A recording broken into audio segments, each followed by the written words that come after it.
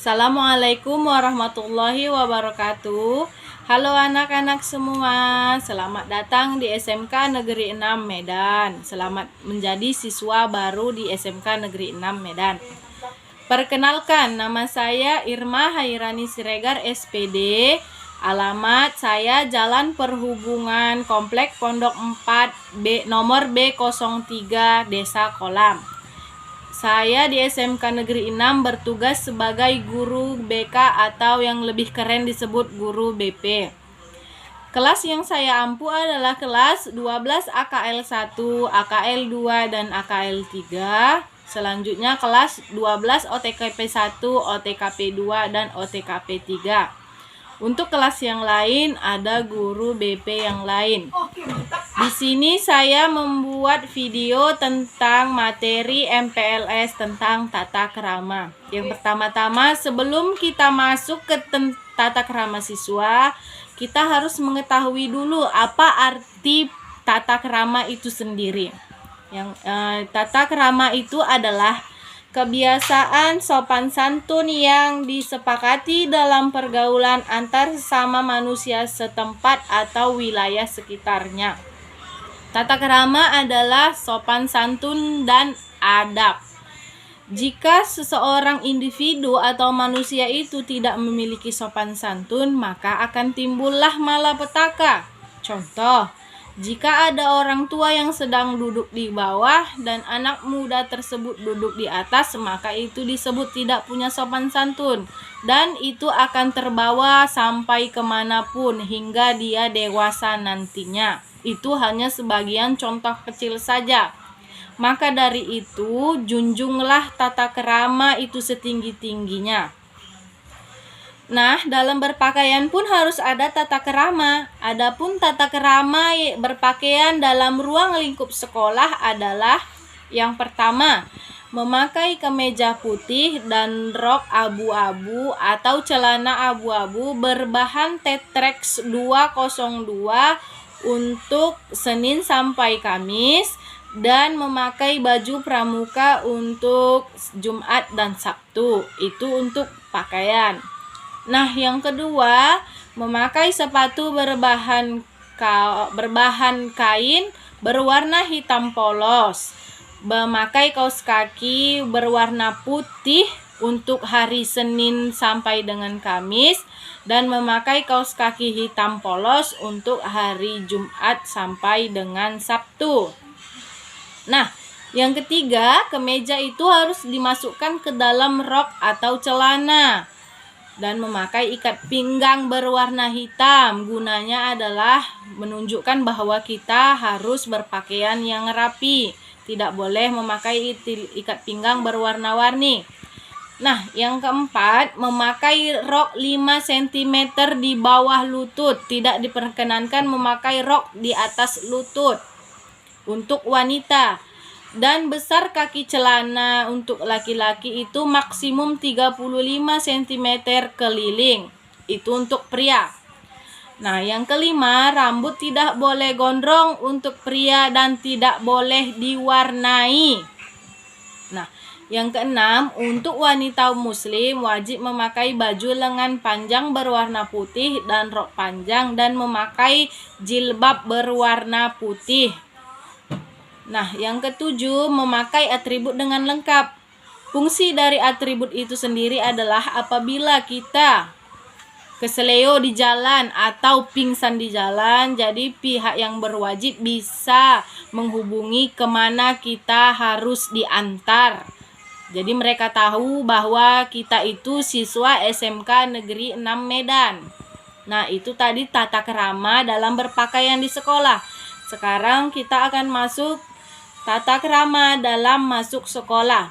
Yang pertama, kita masuk pukul 7.15 WIB dan pulang pukul 15.00 WIB untuk hari Senin sampai dengan Kamis.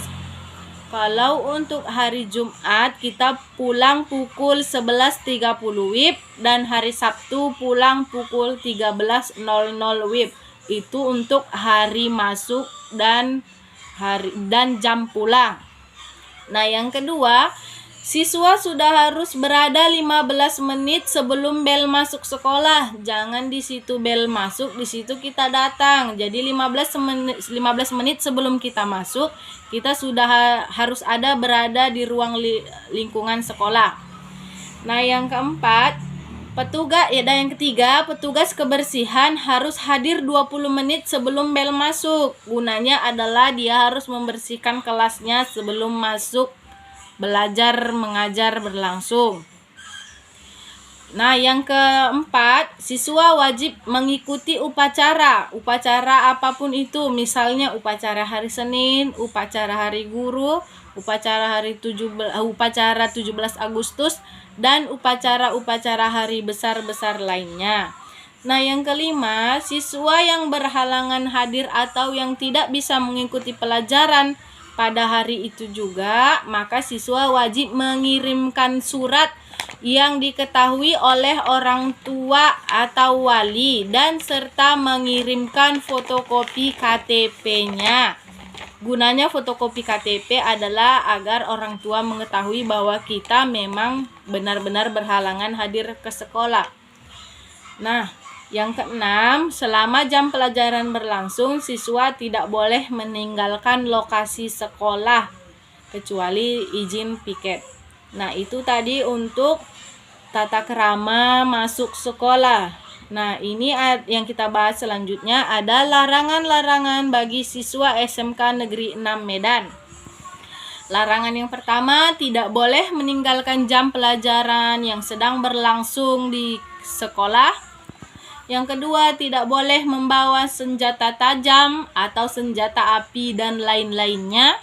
Yang ketiga, tidak boleh berpakaian yang tidak sopan, misalnya berpakaian ketat untuk wanita ataupun pria, berpakaian yang memakai rok pendek karena itu akan mengundang kejahatan bagi diri kita sendiri, dan tidak boleh bersolek yang berlebihan untuk wanita, misalnya memakai lipstik yang berlebihan, memakai celak, atau memakai alis seperti saya, karena itu hanya dipakai untuk ibu guru.